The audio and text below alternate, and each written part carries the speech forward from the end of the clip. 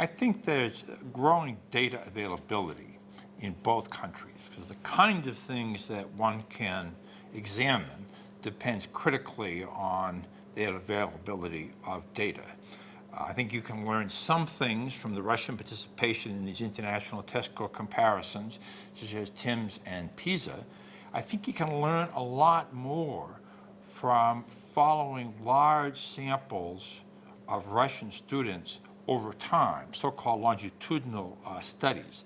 And that's particularly valuable when you have, for example, one longitudinal study that follows young people who were, for example, age 14 in 1990, and then another second cohort that were age 14 in 2015, because then you can see were there differences in terms of how these cohorts fared, and why is that the case? And I think Russia is investing in the development of these longitudinal studies, and other countries, including the UK and the US, have shown they can be very valuable in terms of research. So I expect that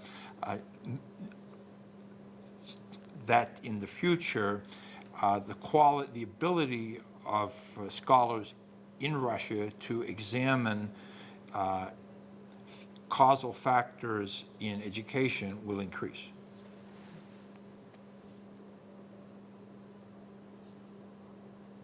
And what potential do you see for joint projects with Russians?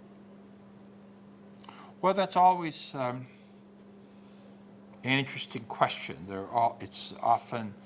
It's clearly more possible because of the internet to collaborate than it was when you were back to the days of sending letters and doing phone calls. I would hope that there would be opportunities. I'm open to those, finding